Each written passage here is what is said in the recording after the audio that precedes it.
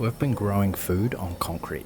No soil, just buckets, scrapes, and prayers. But we wanted more space, something that felt like a real garden. So it was time to build our own planter boxes. We had no fancy blueprint, just an idea, some recycled timber, and an old tape measure. This is Grow With Nothing. I made 2 shallow boxes, 1200 mils by 600 mils, 200 mils deep. But the more I looked at the old scrap wood boxes, the more I wanted to build bigger, deeper boxes.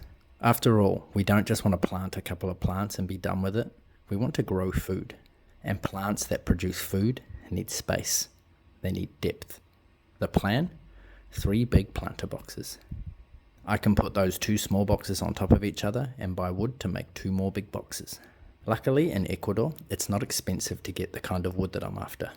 Rough sawn, mismatched, but close enough. We found a place not too far from us. 4-meter lengths for just $6. Happy as.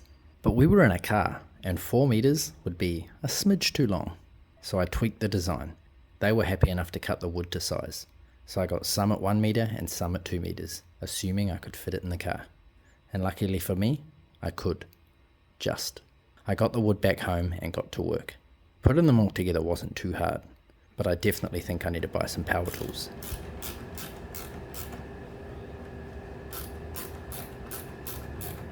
The lengths of wood were roughly all 200 mils wide, but I wanted 400 mils for the depth of my boxes. So I built 2 big rectangles and stacked them on top of each other to make one big box. 2 of my planter boxes are 2 meters by 1 meter and 400 millimeters deep. The other one, from recycled lengths, is 1200 by 600 and 400 deep. Now, I'm not a gardening expert, but my background in carpentry and construction tells me that concrete is going to pull the water out of the soil that's in the boxes. And hot concrete is going to do it even faster.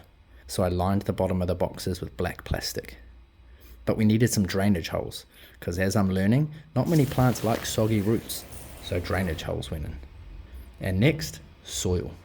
I used ChatGPT to work out how much soil I needed. Sure, I can do the maths myself, but ChatGPT can do it faster. So off to our favourite shop to buy a fuckload of soil. 3 trips. I spread it out over 3 days because traffic here is a killer, and every time I get back home from somewhere, I need time to mentally recover before I want to go on the road again. Eventually, we got all the soil in, and it was time to start transplanting. What are you making? I'm moving the plants from the little box into our big one so that they can grow nice and big for us. Whoa, yeah! You grow the plant!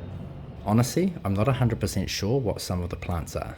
At this point, broccoli, cauliflower, and cabbage all look very similar. So I planted them all in the same area. It's not going to matter long term. I put them with carrots, my garlics and onions that I grew from offcuts, and there's a few flowers scattered around as well. The other big box has my tomatoes that I harvested the seeds from, also some marigolds, the basil plant that I bought, and a green pepper seedling that I also harvested the seed from. I put my little chili plant in there as well, and another pepper plant that we found in a pot round the front that someone had forgotten about. In the smaller box, I put some of my watermelon seedlings that I harvested, in with some marigolds. We still have heaps of other pots around with other experiments. We've got mint, rosemary, lavender. I put a few potatoes into pots to try. Took some seeds from strawberries and papaya, so I'll try those as well. We have a pineapple slowly doing its thing, I think. The lemongrass we got donated, and 2 big oregano plants that were already here. It was slow, messy, hot, but at the end of it, we have real garden beds. Not perfect, not symmetrical, but sturdy enough to hold dreams, soil, and possibly a few weeds.